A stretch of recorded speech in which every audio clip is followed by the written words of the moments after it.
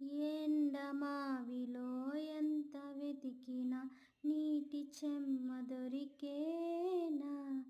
గుండె బావిలో ఉన్న ఆశ తడి ఆవిరి అవుతున్నా. ప్రపంచాన్ని మరిపించేలా మంత్రించే ఓ ప్రేమ, ఎలా నిన్ను కనిపెట్టాలో ఆచూకీ ఇవ్వమ్మా.